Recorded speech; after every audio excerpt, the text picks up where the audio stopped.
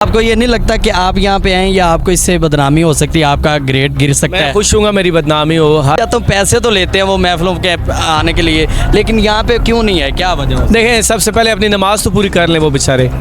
अस्सलाम वालेकुम नाजरीन, आपका मेज़बान सैयद हसनैन बुखारी, आप देख रहे हैं अलर्ट पाकिस्तान। तो नाजरीन, हमारे साथ सुल्तान अतीकुर रहमान मौजूद है, जो कि वाहिद दुनिया में नात हैं जो इस वक्त तहरीक लब्बई के इस धरने में मौजूद हैं। अस्सलाम वालेकुम। वालेकुम अस्सलाम। पहले तो मुझे ये बताएं कि उन बड़े नात खानों को एक मैसेज दें, हर किसी की मजबूरी नहीं हो सकती। मैं सिर्फ ये चाहता हूँ, पैसे तो लेते हैं वो महफिलों के आने के लिए, लेकिन यहाँ पे क्यों नहीं है, क्या वजह? देखें, सबसे पहले अपनी नमाज तो पूरी कर लें वो बेचारे।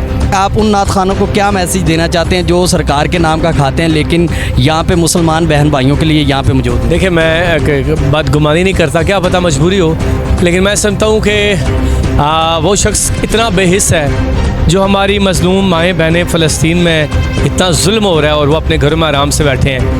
हमें ये उस चिड़िया की मानद हम यहाँ आए हैं जो जंगल में आग बुझाने के लिए अपनी चोंच में पानी फेंकती है। तो पूछा गया कि तुम्हारी चोंच के पानी से क्या होगा? उसने बोला, मैं क़यामत के दिन अल्लाह को ये तो बोलूँगी कि मैंने कोशिश की है। यहाँ आना हमारी कोशिश है, हम क़यामत के रोज़ अपने रब को जवाब देते होंगे ना कि हम उस तहरीक में शामिल हुए जो फ़लस्तीन में जुल्म के ख़िलाफ़ खड़ी थी। तो इससे बड़ी बात नहीं है, बाकी कोई नहीं आया, क्या पता किसी क्या मजबूरी है, बदगुमानी नहीं करता। तो आपको ये नहीं लगता कि आप यहाँ पे आए या आपको इससे बदनामी हो सकती है, आपका ग्रेड गिर सकता है? मैं खुश हूँ मेरी बदनामी हो। अल्लाह के हुक्मों के जब मजलूम के साथ खड़े होकर बदनामी हो तो वो क़यामत के रोज़ हमारी बख्शिश का ज़रिया बनेगा।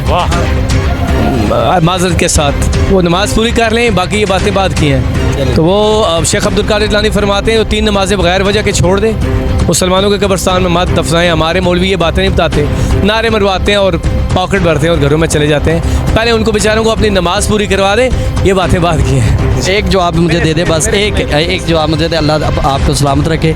और अब जो तहरीक लब्बई के जो यहाँ पे मुतालबात है, क्या वो जायज़ हैं आपके नज़र में?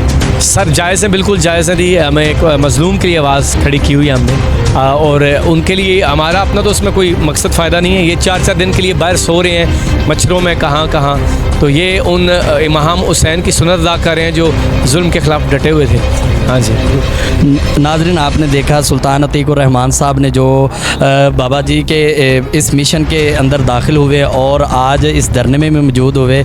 ये उन नात खानों के लिए लम्हा फ़िक्रिया जो सरकार के नाम पे खाते हैं, लेकिन सरकार के इस मिशन के साथ जो है वो शामिल नहीं हो रहे। आखिर क्या वजह? वो सिर्फ़ और सिर्फ महफिलों पे पैसे बटोरने के लिए रह गए।